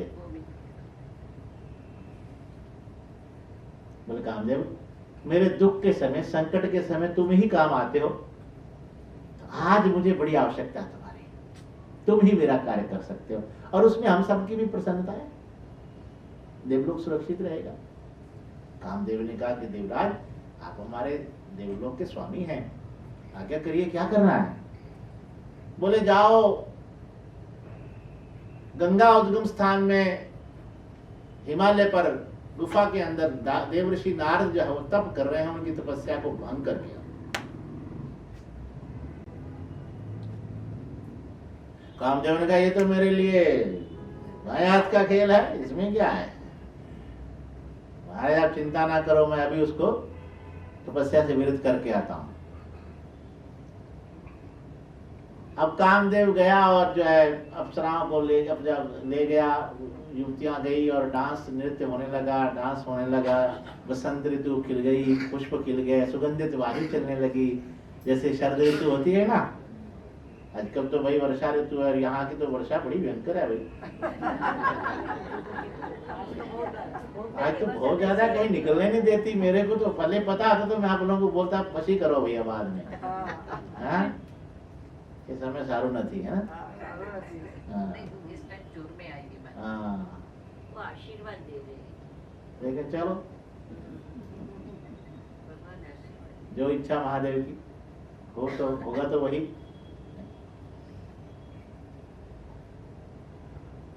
अब महाराज शरद ऋतु जैसी आती है ऐसी ऋतु पैदा कर दी, और बसंत ऋतु और उसकी जो शरद ऋतु जैसी हवा चलने लगी, और बड़ा सुंदर एकदम बढ़िया मौसम हो गया। और अप्सराएं नृत्य करने लगी और कामदेव अपना कार्य चालू कर दिया, शुरू कर दिया। जैसे ही शुरू किया और देवऋषि नारद जी ने देखा कि कुछ खटपट चल रही है भाई, बाहर कहीं देखा तो डांस हो रहा है, वाह। लेकिन देवऋषि नारद ने देखा कि उनके मन में कोई परिवर्तन नहीं। क्यों? क्योंकि वो महादेव जी का तपोभूमि का स्थान था। किसका? महादेव जी। हाँ, स्थान का प्रभाव था। क्या? स्थान का प्रभाव। बिल्कुल, आपके जीवन में स्थान का प्रभाव होता ही होता है। सिनेमा में बैठते ही मन, बुद्धि, इंद्रियां चंचल हो ही जाएंगी। प्रेमपुरी आश्रम में आते ही मन शांत हो ही जाएगा। स्थान का प्रभाव है। नारद जी ने देखा अरे तो चलता रहता है क्या। जब बहुत चला तो कामदेव ने सोचा कि ये तो टस से मस नहीं हो रहे, मस्ती से देख भी रहे हैं, प्रसन्न भी हो रहे हैं, कोई परिवर्तन नहीं, उठते ही नहीं। अंत में कामदेव ने सोचा कि इनको मैं नहीं हिला सकता। कामदेव चरणों में गिर पड़े। देवऋषि कहीं श्राप मत देना, मुझसे भूल हो गई, क्षमा कर। आप तो बड़े महान हैं, मैंने अपराध किया पर मेरी कोई गलती नहीं है, मुझे देवराज ने भेजा है, उसके कहने से मैं आया हूं और मुझे क्षमा कर दो। देवऋषि नारद ने कहा अरे भाई कामदेव, तेरा क्या अपराध है? ठीक है, तूने अपना काम किया, कोई बात नहीं, मुझे तेरे से कोई भी जो है द्वेष नहीं। तुम आराम से जाओ, ये सब ले जाओ छोकरियां वोकरियों को, मुझे नहीं चाहिए कुछ। लेकिन कामदेव जाते जाते काम कर गया, उनके कान में उनकी प्रशंसा कर गया। एक बात कहूं नारद जी? बोले बोलो। बोला मैंने बड़े बड़े ऋषियों को देखा, बड़े बड़े लोगों को देखा है, पर आप जैसा कोई नहीं देखा। महान हुआ। ये बड़ी भयंकर चीज होती है प्रशंसा।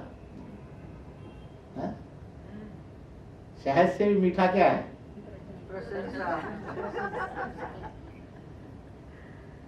इतनी प्रशंसा कर गए कि नारद जी, हाँ कामदेव ये तो है, बिल्कुल तुम सही कह रहे हो, मेरे जैसा कोई नहीं है, मेरा बाप भी नहीं है, बच्चे पैदा करता रहता है, ब्रह्मा सृष्टि करता है। देख मेरा तो नारद एकदम उसमें अभिमान आ गया। क्या आ गया? अभिमान। कामदेव ने कब काम हो गया? क्योंकि सबसे भयंकर चीज इनमें आ गई। सबसे भयंकर क्या है? अभिमान। जब मैं था तब हरि नहीं, जब हरि है मैं नाही। जहां मैं है वहां परमात्मा नहीं। भक्ति का सबसे बड़ा शत्रु, सबसे बड़ा बाधक अभिमान, बड़ा भयंकर होता है।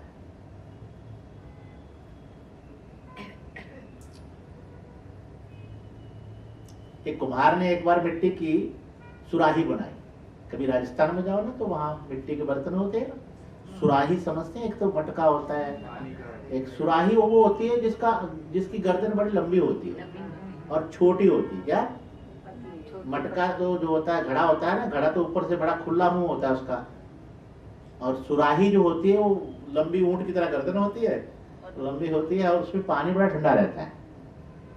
तो सुराही बनाई और एक मिट्टी का प्याला बनाया। दोनों बनाए तो कोई व्यक्ति दोनों को खरीद कर ले गया और उसने वो उसमें पानी भरा। अब वो कोरी कोरी थी, कोरी कोरी जब वो सुराही होती है तो थोड़ी अकड़ती है। क्या?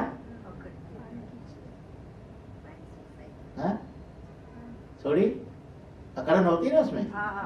तो प्याला सामने पड़ा था खाली, तो किसी शायर ने बड़ी सुंदर मूक शायरी की।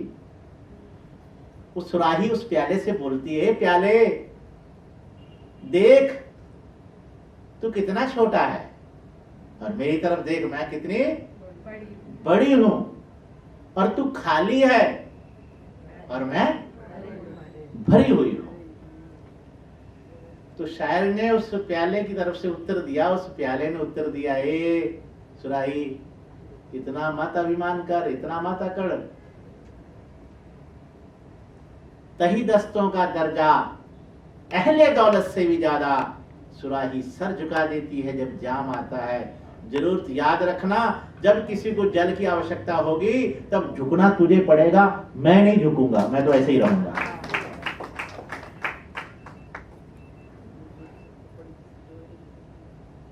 अभिमान बड़ी भयंकर चीज है।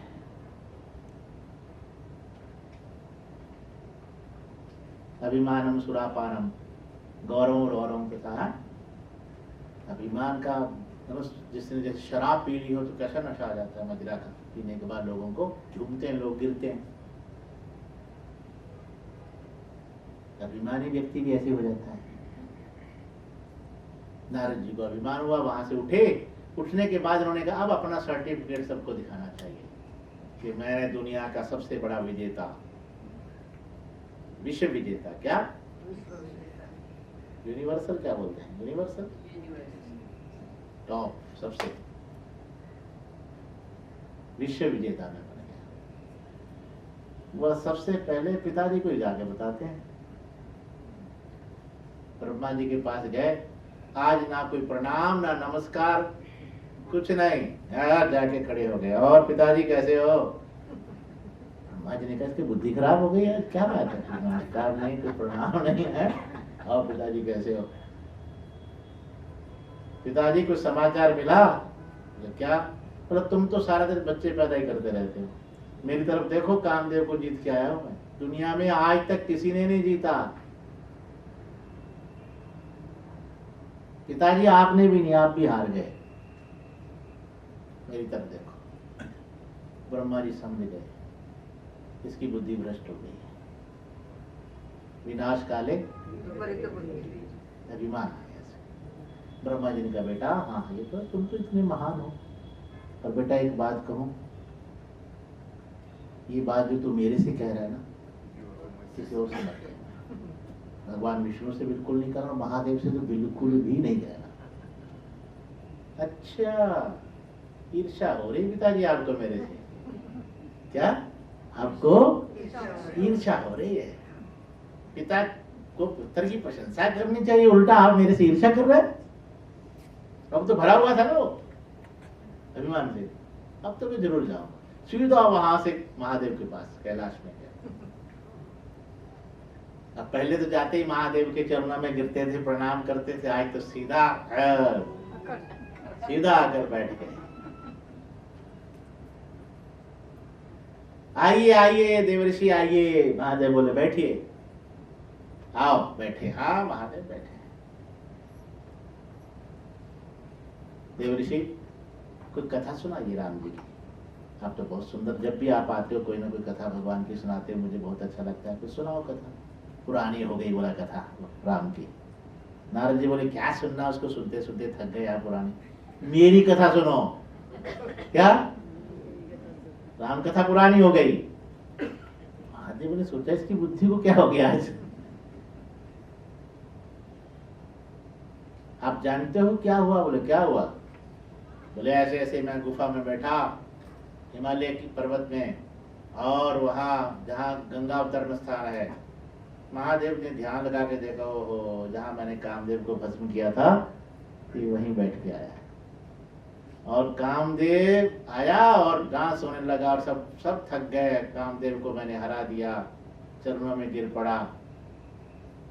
महादेव मेरे पिता भी काम को जो है हरा नहीं पाए, आपने काम को हरा तो दिया, भस्म तो कर दिया, पर क्रोध को आपने भी नहीं जीता, और मैं तो काम क्रोध दोनों को जीत गया, मैंने क्रोध भी नहीं किया वहां। अच्छा, महादेव कहने लगे अरे भाई देवर्षि नारद जी, आप इतने महान हो, आप जैसा कोई हो सकता है क्या?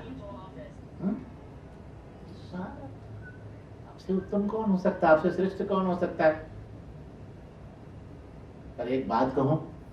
बोले कहिए। ये चर्चा कहीं और तो नहीं कही? अच्छा, तो आपको भी ईर्ष्या होने लग गई मेरे से, क्यों कामदेव को भस्म किया ना आपने, कि मेरा नाम ना कहीं हो जाए। बोले अरे पगले नारद जी, मैं तो सिर्फ इतना समझा रहा हूं कि ये बात यहीं पर समाप्त कर दो, और विष्णु भगवान के पास जाकर बिल्कुल मत कहना बोला अब तो सीधा वहीं जाऊंगा। जब बुद्धि बिगड़ी हुई हो ना, बच्चा जब किसी का बिगड़ जाता है तो सुनता है बाप की बात क्या? पापा ऐसे ही कहते रहते हो आप तो, है? आपको तो समझ ही नहीं। आजकल के बच्चे कहते हैं आपको तो अकल ही नहीं, जैसे सारी अकल उनमें आ गई हो। बताओ, छोकरे आजकल ऐसे बोलते हैं। नारद जी ने कहा आपको क्या समझ, मैं भी जाऊंगा। तो वहां से सीधा भगवान विष्णु भगवान के पास पहुंच गए। ये प्रसंग तुलसीदास जी ने भी बहुत सुंदर लिखा है।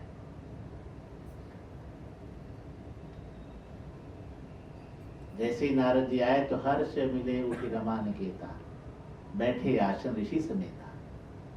तुलसीदास जी ने कहा, जैसे ही आए प्रसन्नता से नारायण भगवान नारद जी को मिले। और आज नारद जी पहले तो प्रणाम करते थे, सामने बैठते थे, बोले थोड़ा बगल हो जाओ, मैं भी आपके साथ ही बैठूंगा।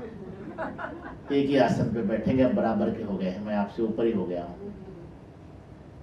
मैंने सोचा इसका क्यों हो गया, आज तो मेरे बराबर बैठ रहा है। नहीं तो पहले तो दंडवत प्रणाम करके सामने बैठता था और आज बाजू में बैठा।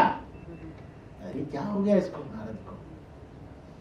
बोला हम तो बराबरी से हैं। बराबरी के क्या, मैं आपसे ऊपर हूँ। अब आप तो लक्ष्मी को लिए घूमते रहते हो, मैं तो आपसे ऊपर हो गया हूँ। भगवान ने सोचा क्या हो गया नारद को, आज इसकी बुद्धि को क्या हो गया। बोले क्या बात। बोला आपको कुछ खबर भी है। बोले क्या। बोला कामदेव को हरा दिया मैंने, चरणों में गिरा दिया। सारी बात बताई। भगवान विष्णु ने देखा कि शिव माया विमोहित है। भगवान शंकर की माया से ये मोहित हो गए हैं नारद जी। शिव की लीला है क्या, शिव की लीला। भगवान कहने लगे अरे नारद जी आप इतने महान हैं, कामदेव आपके सामने क्या है, उसकी क्या सत्ता है, उसमें क्या शक्ति है आप जैसे महान तपस्वी इतने बड़े मुनि को हिला सके। कहाँ आप कहाँ वो। हाँ बोले वो तो है ही। अब वो पूरा अकड़ रहे ना, अकड़ने लगे क्या।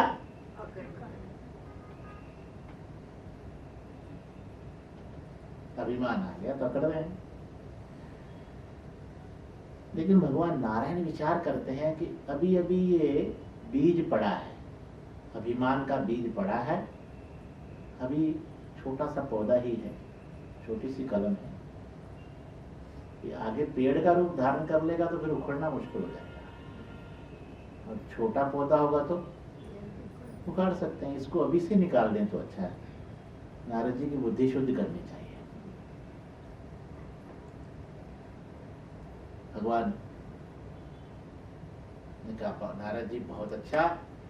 नारद जी ने कहा ठीक है प्रभु आपकी कृपा है।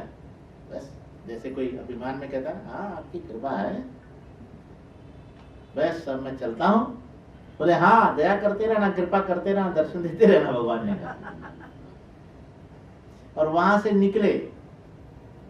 जैसे ही वहां से निकले तो मानस में तुलसीदास जी ने तो कहा है कि शीलनिधि राजा, यहाँ भी नाम है, मानस में भी शीलनिधि लिखा है कि शीलनिधि नाम का एक बहुत बड़े महान राजा थे और उन्होंने बहुत बड़ा उनका महल था, नगर था। अपनी पुत्री का, अपनी कन्या का स्वयंवर रचा उन्होंने।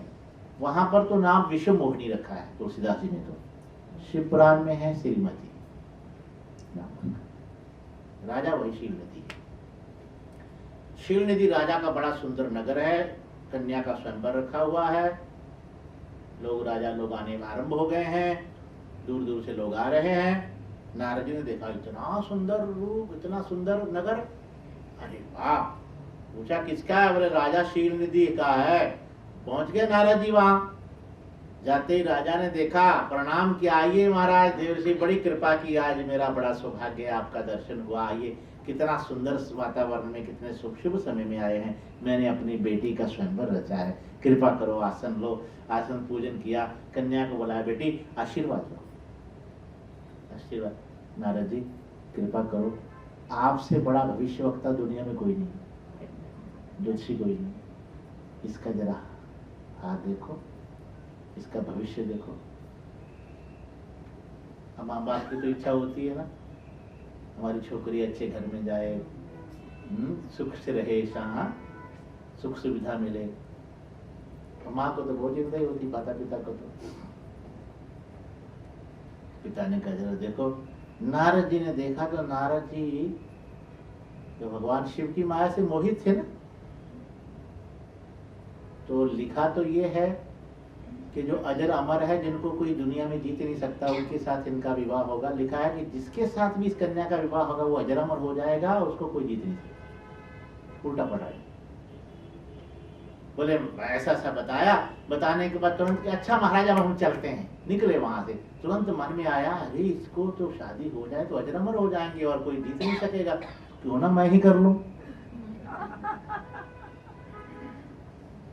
शिव माया से मोहित है ना, तो विचार आया कि ये छोकरी कैसे करेगी मेरे से शादी। कहाँ मैं बीना बजाने वाला, सिर पे जटाएं और क्योंकि कन्या तो रूप को देखती है।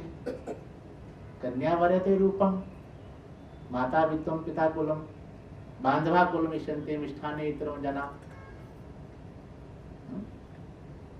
कोई छोकरी की शादी हो तो छोकरी ये देखती है कि मेरा पति कितना हैंडसम है, सुंदर है कि नहीं है, अच्छा है कि नहीं, दिखने में कैसा लगता है। वो तो यही चाहेगी सुंदर हो, अच्छा हो। मेरी सहेलियां भी कहेंगे आओ तुम्हारा हस्बैंड बहुत सुंदर है।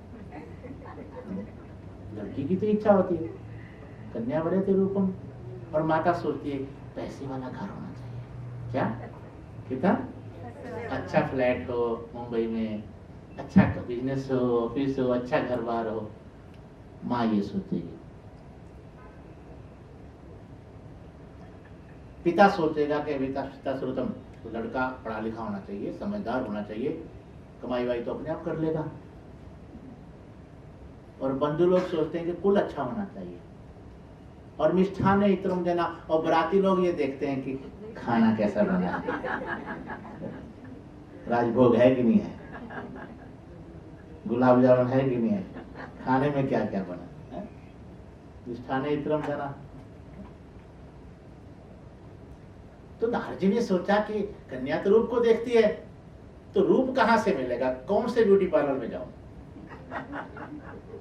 ब्यूटी हाउस है, ब्यूटी पार्लर। तो उसने सोचा कि नारद जी ने सोचा कि भगवान विष्णु से सुंदर रूप किसी का नहीं, अगर वो अपना रूप उधार में मुझे दे दे तो मेरा काम हो जाए। फिर वापस पहुंचे नारायण भगवान। भगवान ने कहा हाँ नारद जी बड़ी कृपा की, बहुत जल्दी आपने कृपा कर दी हम पर। आइए आइए स्वागत है। बोले प्रभु आज तो मैं वापस आया हूं लेकिन किसी काम से आया हूं। बोले हाँ बोलिए। बोले थोड़ा सा अपना रूप उधार दे दो ना मेरे को, जैसा आपका सुंदर सुंदर चेहरा है, खूबसूरत लगते हैं आप। हाँ बोले सुंदर है। मैं जब छोटा था महात्मा, हम 5 वर्ष के थे जब साधु बन गए, तो बचपन में बड़े खूबसूरत थे। तो माताएं लाके ना वो मिर्ची लाती थी, ऐसे से ऊपर से मारती थी, अरे आपको नजर लग गई महाराज, ऐसा होता है ना। तो नारद जी ने ऐसा सुंदर रूप बनाओ कि बस किसी की नजर भी ना लगे, इतना सुंदर स्वरूप, जैसे आप बहुत खूबसूरत है। हाँ भगवान विष्णु ने कहा कि ठीक कहते हो भाई, कोई व्यक्ति बीमारी के लिए वैद्य के पास जाए तो वैद्य उसको क्या देगा, कुपथ देगा क्या, कुपथ तो नहीं देगा। जो उचित उसका इलाज होगा वही करेगा, जो आपका उचित दवाई है वही मैं आपको दूंगा, आपके रोग के अनुसार आपका निदान करूंगा, आप चिंता ना करो। भगवान विष्णु ने सुंदर रूप दे दिया, पूरा बड़ा सुंदर रूप है, लेकिन चेहरा बंदर का दे दिया। मुख किसका दिया, बंदर का। अब वो अपना रूप तो देख रहा है, हाँ बहुत सुंदर है, बहुत सुंदर, वाह खूब सुंदर, भगवान विष्णु जैसा सुंदर हूं मैं, लेकिन फेस नहीं दिख रहा। और जल्दी में भी है, क्या कहीं और ना कोई ले जाए, तैयारी हो रही है उधर सब स्वयंवर की। तो तुरंत वो वहां से नारद जी भागे और पहुंचे, और जो सबसे पहले वाली कुर्सी थी वहां जाकर खड़े हो कि मारा तो यही आएगी, मारा तो यही पड़ेगी। आगे क्या पीछे क्यों बैठना भाई, फर्स्ट नंबर की कुर्सी पे चेयर पे बैठो। तो जो चेयर लगी हुई थी, आसन लगे थे, सबसे पहले वाली पे जाकर नारद जी बैठ गए। अब इतना हुआ तो महाराज भगवान विष्णु ने भी, नारायण ने लीला की, कन्या आई वरमाला लेकर, जैसे ही वहां देखा उसी समय भगवान शंकर ने 2 गणों को भेज रखा था, अपने गणों को, कि जरा देखो नारद कहीं उल्टे मार्ग चल रहा है, गड़बड़ ना हो जाए। वो भी अगल बगल में बैठे थे और दोनों कहते थे, नारद जी क्या बात है, क्या बात है, आप जैसा सुंदर कोई नहीं, वेरी गुड, बहुत खूबसूरत, बहुत हैंडसम, आप बहुत ब्यूटीफुल है। ऐसा ऐसा कहते महाराज तो वो लोग जो है नारद जी, और तो है ही, तुम्हें पता है कहां से लेके आया हूं मैं, तो और बड़ा प्रसन्न हो रहे नारद जी। हम मुंह तो दे नहीं रहे। अंत में कन्या आई और वो गुस्से में उसने मुंह फेर लिया, बंदर कहां से आ गए। अब इतने में भगवान आए और नारायण लक्ष्मी जी के साथ आए, उसने माला डाली और नारायण भगवान उसको लेकर, विष्णु भगवान लेकर चले गए। अब क्रोध आ गए नारद जी को। तो अगल बगल में जो गण थे ना भगवान शंकर के 2, नारद जी अपना मुंह देख के आओ, पहले मुंह देखो अपना। अब उसने सोचा कुछ गड़बड़ है, क्या गड़बड़ है। जब उसने देखा दर्पण में, पानी में देखा अपना चेहरा, अरे तेरा ये तो बंदर का मुंह बना दिया मेरा। अच्छा ये सब विष्णु की बदमाशी है, अभी खबर लेता हूँ मैं इसकी। तो नारद जी गए तो रास्ते में भगवान लक्ष्मी जी को और उसको कन्या को लेकर जा रहे थे, तो वहीं रुक जाओ, बहुत मनमानी कर रही तुमने, बहुत लोगों को बेवकूफ बनाया, कई लोगों के घर उजाड़ दिए तुमने, लेकिन लगता है तुम्हें अभी तक कोई बड़ा मिला नहीं है। आज शेर को 1.25 शेर मिला है। तूने मुझे बहुत तड़पाया नारायण, एक कन्या के चक्कर में मेरी ये दशा कर दी, बंदर का मुंह बना दिया मेरा। एक स्त्री के लिए मैं तुम्हें श्राप देता हूं, तुम भी स्त्री के लिए रोना पड़ेगा तुम्हें, और मनुष्य का जन्म लेना पड़ेगा, नर जन्म में लेना आना पड़ेगा पृथ्वी लोक, और यही बंदर तुम्हारा सहायता करेंगे। और वो जो 2 गान आ रहे थे भाग रहे थे, उनको श्राप दिया, तुम दोनों असुर बनोगे, रावण और कुंभकर्ण। सबको श्राप दे दिया। भगवान को भी जब श्राप दिया तो भगवान ने, शिव भगवान की माया जैसे ही हटी, उसी समय नारद जी ने क्या देखा, न तहाँ रमा न राजकुमारी, न वहां लक्ष्मी जी है, न कोई राजकुमारी है, न कोई नगर है, भगवान नारायण सामने है। अब नारद जी की बुद्धि ठीक हुई, ओहो ये मेरे से क्या हो गया, मैंने कितना बड़ा अपराध कर दिया। और जिस भगवान की मैं भक्ति करता हूँ, जिनका दिन रात स्मरण करता हूँ, उसी नारायण को, अपने इष्ट को, अपने आराध्य को मैंने श्राप दे दिया। चरणों में गिरकर रोने लगे। भगवान नारायण ने कहा, देखो नारद जी, ये भगवान शंकर की लीला है, शिव माया भी मोहिता, तुम शिव की माया से मोहित हो गए थे। तुमको भगवान शंकर ने मना किया था कि ये चर्चा आगे मत करना, तुमने उनकी बात को स्वीकार नहीं किया, तो शंकर जी का अपराध किया है। मेरा अपराध नहीं, किसका, महादेव का। जो होना है वो तो होगा ही। तो नारद जी ने कहा, प्रभु अब इस पाप का प्रायश्चित क्या है, मैं तो शांति से जी नहीं पाऊंगा, मुझसे अपराध हुआ है, भूल हुई। तो भगवान नारायण ने कहा, बस शंकर जी का भजन करो, जप हो जाए शंकर सतनामा। भगवान शंकर की सतनाम का पाठ करो और शिव क्षेत्रों का दर्शन करो, अंत में काशी जी जाओ, फिर वहां से अपने पिता ब्रह्मा जी के पास जाओ, ब्रह्मलोक में ब्रह्मा जी से शिव तत्व का उपदेश करो, फिर तुम्हें शांति मिले। तो वहां से फिर जैसे जाने लगे नारद जी, तो सामने वो 2 गण भी आ गए, वो भी नारद जी से क्षमा मांगने लगे। नारद जी ने कहा, भाई मेरी भी गलती है, तुम दोनों को मैंने श्राप दे दिया, लेकिन मैं तुम्हें वचन देता हूँ कि तुम दोनों चाहे तुम रावण कुंभकर्ण के योनि में जाओगे, राक्षस योनि में जाओगे, लेकिन भगवान के हाथों से तुम्हारा उद्धार हो जाएगा।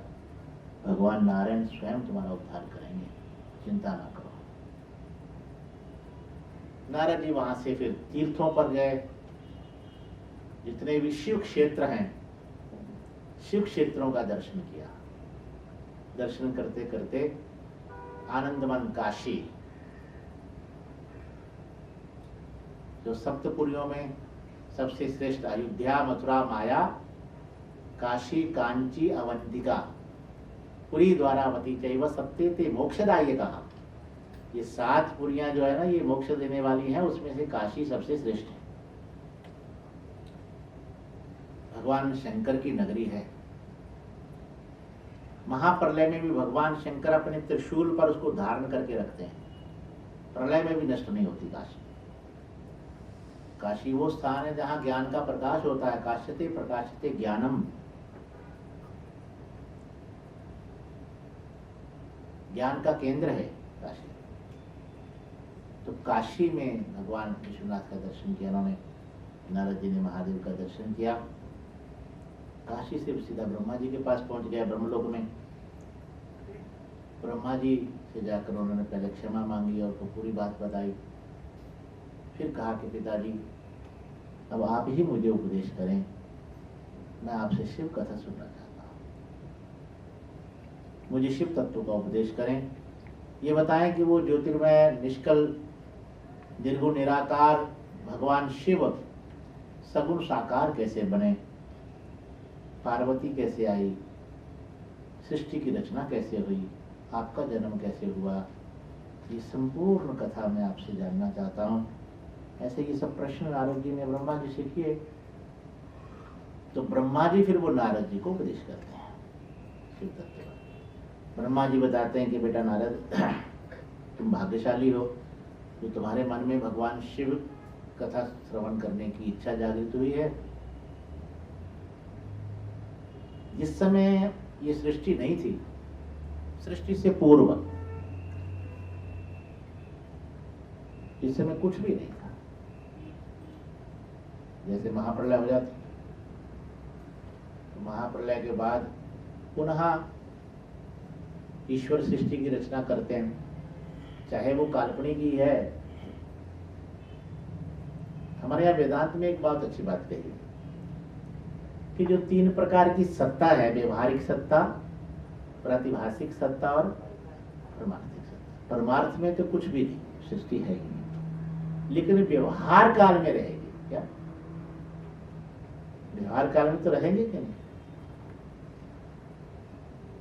तो ये जो सृष्टि है, ये इससे पहले, पूर्व, सृष्टि से पूर्व, जिस समय कुछ नहीं था, केवल ज्योतिर्मय भगवान महादेव शिव ब्रह्म, शिव ही ब्रह्म है। जैसे शिव पुराण में कहा, जीव ही शिव है। जीव में और शिव में कोई भेद नहीं है। जल में और जल के तरंग में भेद है क्या कोई? लेकिन वही निर्गुण, जैसे बर्फ जो है पानी बन जाता है, ऐसे ही निराकार साकार बन जाता है।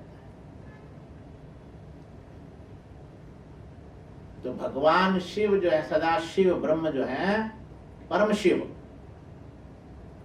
वो सगुण साकार रूप धारण कर लेते हैं।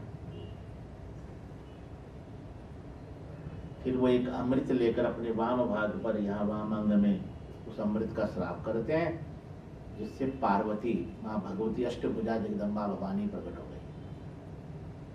शिव पार्वती दोनों का संयोग हुआ।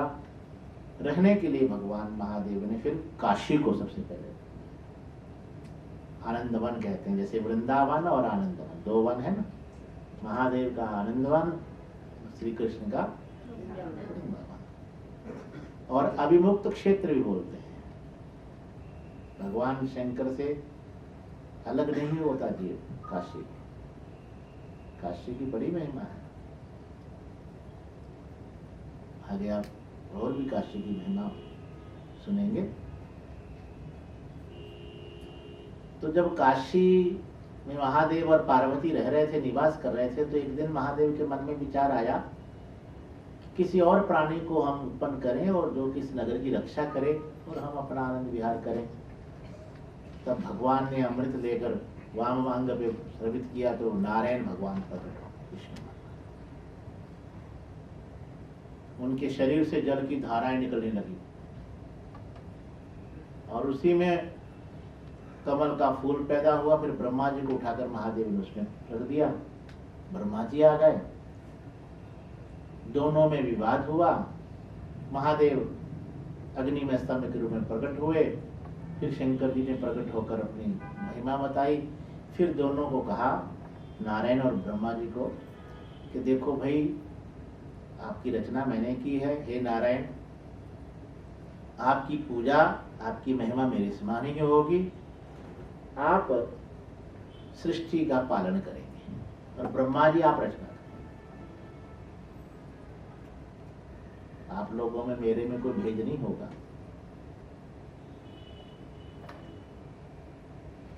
देखो, भगवान विष्णु कहते हैं ना, वो सतोगुणी है। कैसे हैं?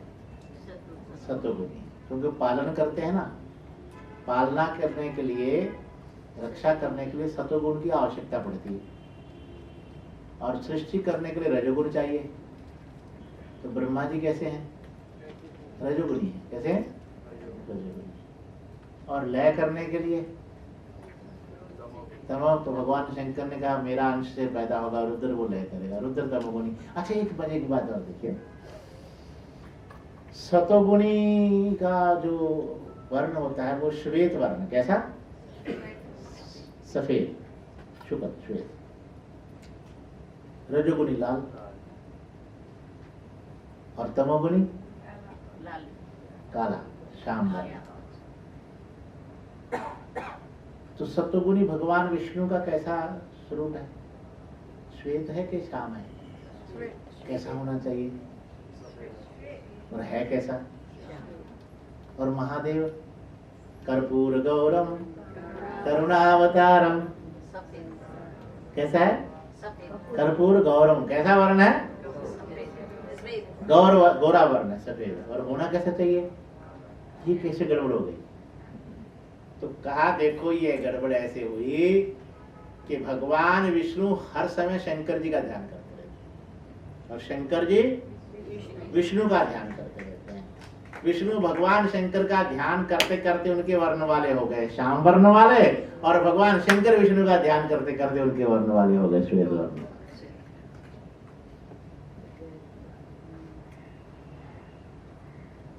वैसे तो दोनों में कोई भेद, हरिहर में क्या भेद?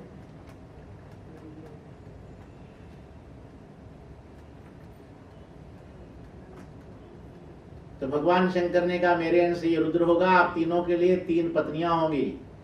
माँ भगवती जगदम्बा एक तो लक्ष्मी का रूप धारण करेगी, नारायण वो आपकी पत्नी बनेगी, और सावित्री ब्रह्मा जी की आपकी बनेगी, और मेरे अंश से जो पैदा हुआ रुद्र है उसकी महाकाली प्रकट हो, उसके लिए महाकाली आएगी।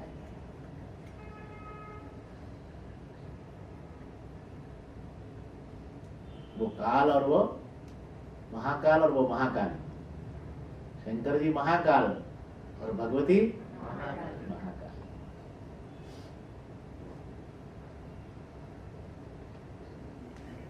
तो नारायण भगवान से ब्रह्मा जी ने फिर बताया, नारद जी ने यहाँ प्रश्न किया कि महाराज, ये शंकर जी की देवता कौन से पूजा करते हैं? तो बताया, सभी देवता जो है, जैसे देवराज इंद्र है, धर्मराज हैं, सूर्यदेव हैं, चंद्रदेव हैं, ये सब भगवान की पूजा कर। एक बार तो सब देवता उन्होंने बताया इकट्ठे होकर नारायण भगवान के पास पहुंचे। भगवान नारायण से जाकर कहा कि हम किस देवता की पूजा अर्चना करें? तो नारायण भगवान ने कहा, महादेव की पूजा अर्चना। भगवान नारायण ने विश्वकर्मा जी को बुलाया, सब के लिए अलग अलग जो है शिवलिंग बनाया। किसी के लिए रतनमय मणिमय, किसी के लिए नीलमणि का, किसी के लिए पद्ममणि का, किसी के लिए पुखराज का, किसी के लिए शुक्र, अगर अलग अलग देवताओं को वो शिवलिंग अर्पण किए कि इनकी आराधना करो। सब देवता भी भगवान शिवलिंग की पूजा करते हैं।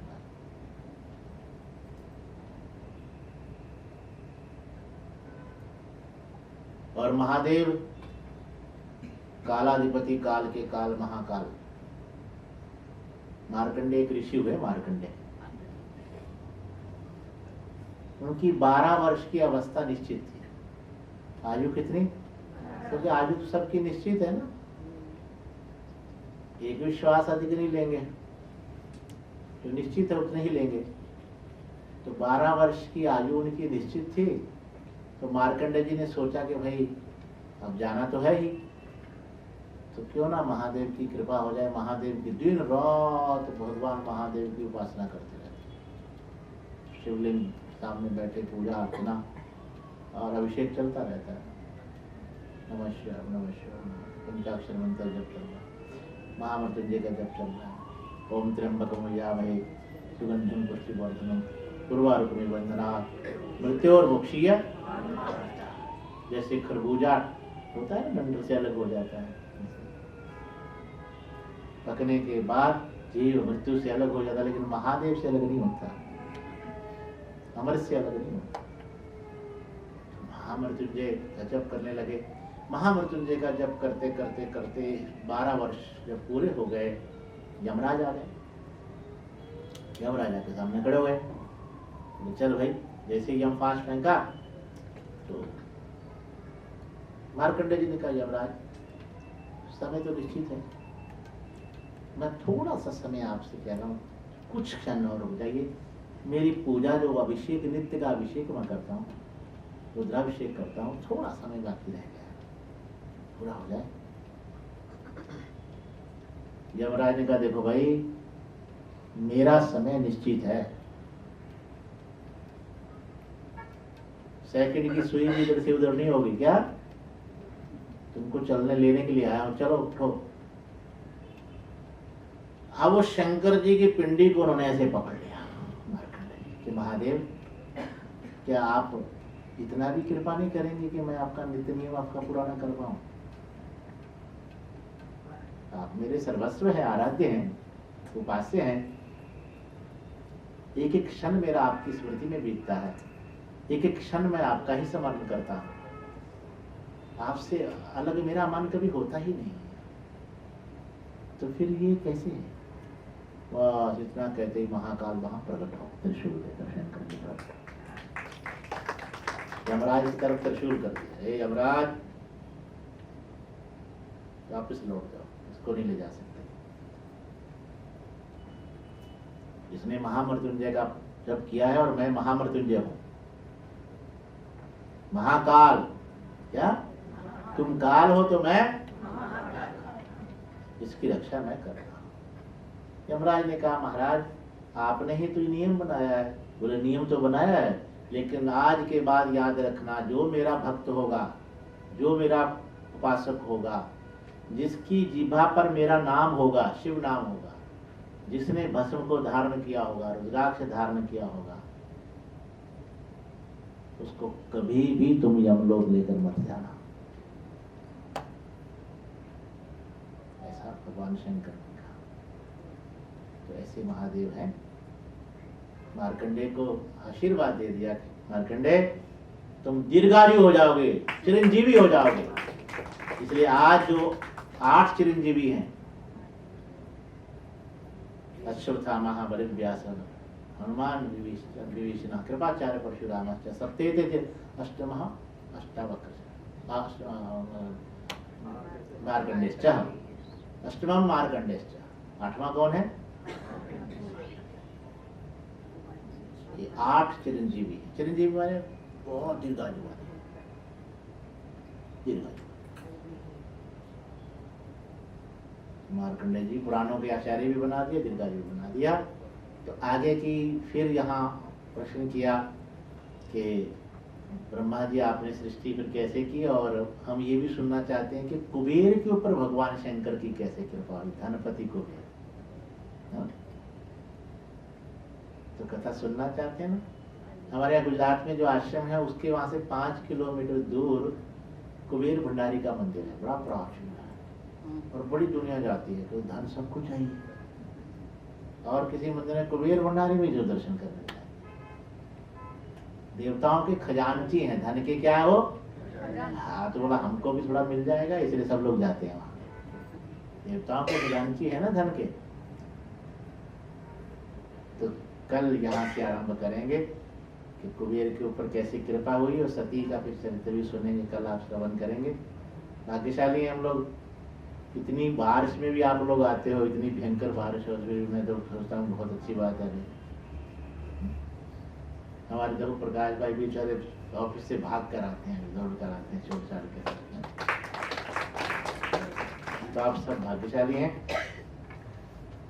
कि जो अवसर मिला है, कुछ दिन और बाकी है कथा का, उस समय को सार्थक करो। जो घर में सुनते हैं वो सुनते हैं, बहुत अच्छी बात है। आप जो आ सकते हैं उनको आना चाहिए, सामने बैठकर श्रवण करना चाहिए। बोले शंकर भगवान।